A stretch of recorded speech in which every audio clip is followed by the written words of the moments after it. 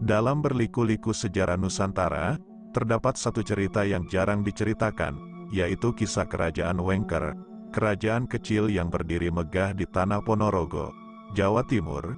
Ini memiliki perjalanan yang penuh warna dan drama. Mari kita selami kisah menarik dari kerajaan ini. Pendiri dan pemimpin pertama dari Kerajaan Wengker adalah seorang tokoh bernama Ketut Wijaya, yang memerintah antara tahun 986 hingga 1037 Masehi. Kehidupannya dianggap sebagai era keemasan bagi kerajaan ini. Namun, seperti yang sering terjadi dalam sejarah, kejayaan tidak berlangsung selamanya.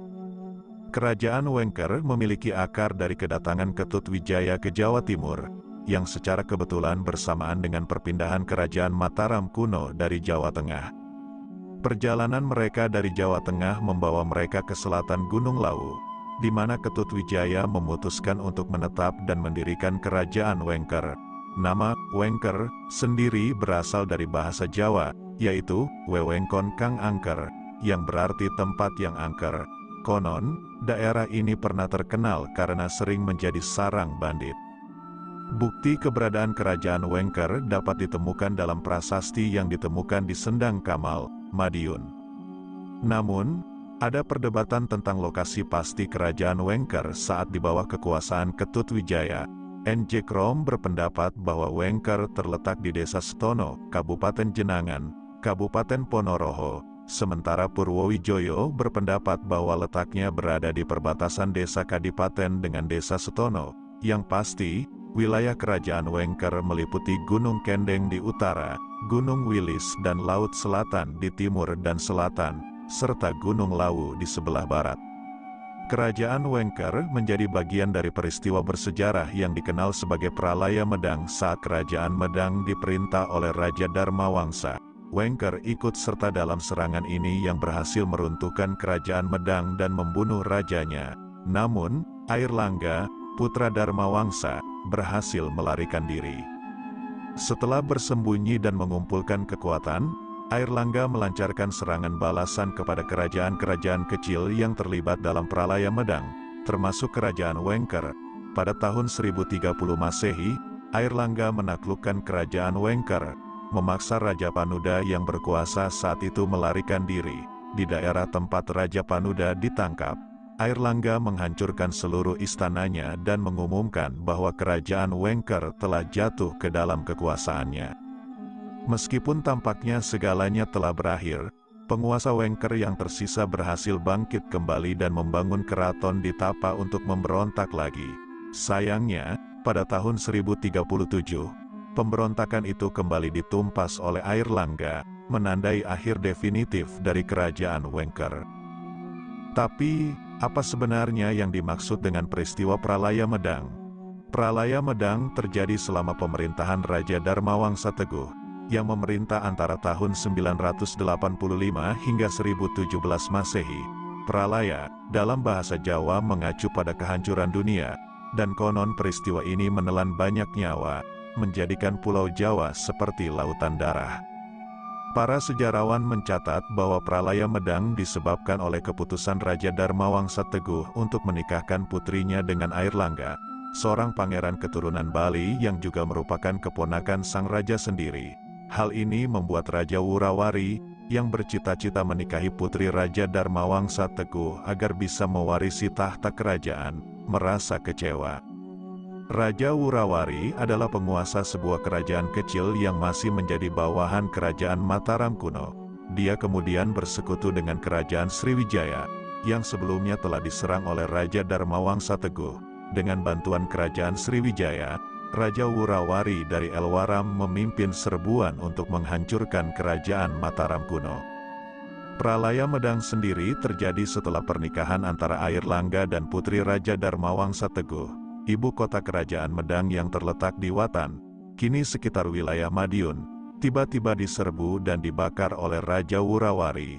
Serangan mendadak ini tentu saja tidak pernah diperkirakan oleh Raja Dharmawangsa Teguh, terutama karena Raja Wurawari adalah bawahannya sendiri.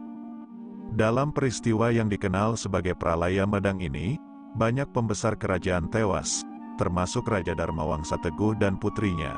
setelah kerajaan Medang hancur dan hampir seluruh keluarga Raja Darmawangsa Teguh tewas, Raja Wurawari kembali ke kerajaannya. Namun, Airlangga berhasil selamat dari peristiwa Pralaya Medang dengan melarikan diri ke dalam hutan bersama abdinya, Narotama. Dalam pelariannya, pangeran yang masih berusia 16 tahun ini memilih untuk memperdalam kekuatan batin dan ilmu agamanya dengan para pertapa. Pada tahun 1019, Airlangga mendirikan sebuah kerajaan baru yang dikenal sebagai Kerajaan Kahuripan. Sejak naik tahta, Raja Airlangga memusatkan perhatiannya untuk merebut kembali wilayah-wilayah yang pernah melepaskan diri dari Kerajaan Medang. Selain itu, ia juga memimpin serangan melawan Raja Wurawari dan semua musuh yang terlibat dalam runtuhnya Kerajaan Medang. Di antara hamparan sejarah yang kadang-kadang menghilang dalam kabut waktu, terdapat satu kerajaan yang penuh dengan misteri dan kebijaksanaan, Kerajaan Wengker. Kerajaan ini, yang sebagian besar penduduknya menganut agama Hindu, menjalani ritus mistik dan memberikan penghormatan dalam bentuk sesajen kepada tempat-tempat yang dianggap keramat. Namun, yang unik dari agama yang dianut oleh penduduk Kerajaan Wengker adalah bahwa mereka menganut agama budi pekerti. Sebelum agama seperti yang kita kenal sekarang ada, leluhur kita telah mengembangkan konsep ketuhanan dengan cara mereka sendiri.